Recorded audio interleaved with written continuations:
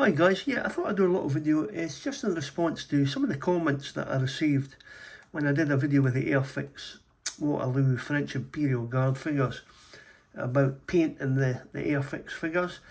So I've brought a few out of my stash, and what I've did is I've painted them in different stages, so I'll let you see the progress, well, the method that I use when I paint these figures. And as I say, it's quite a, to be fair, it's a kind of slapdash, really quick method of painting them. It's just the whole thing was just to see what they would look like with, with a half decent paint job. Yeah, and all, yeah, I mean, in mass on a table, they would look really good. So what I've did is, I've got a few figures on the painting stands here, and we'll just go through them. So yeah, starting obviously the bear figure in the raw state out of the box. And by the way, these figures are actually the marching figures out the French artillery set. And yeah, I've just painted them in the white trousers. You'll see the guy at the other end there.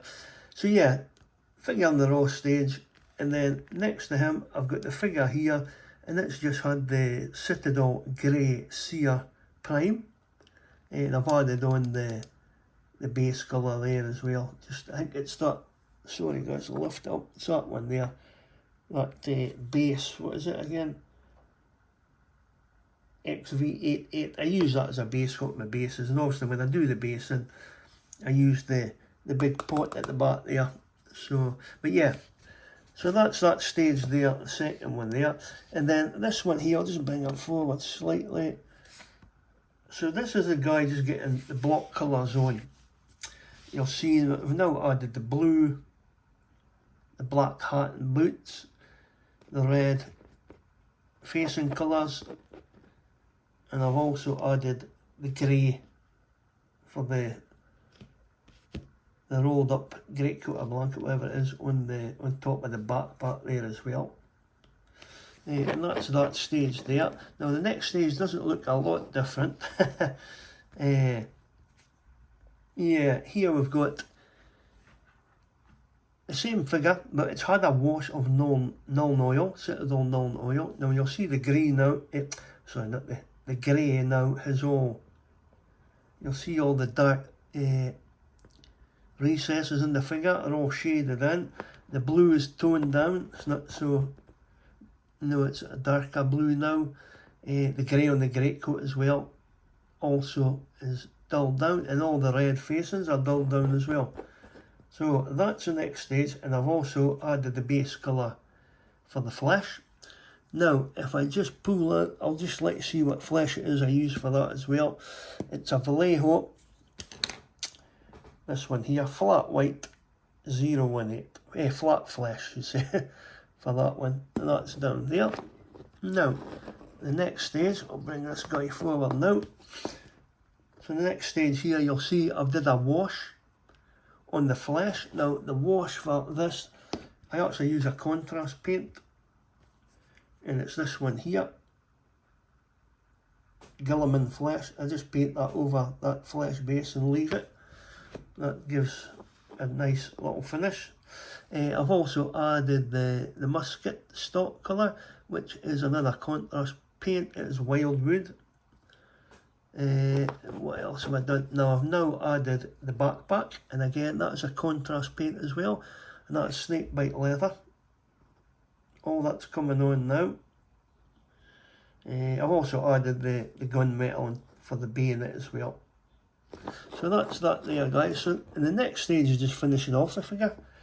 We'll see here, we've now added the metallics to the musket, and all I do is I just line in the white over the grey, over the dark recesses. It's just a case of lines basically.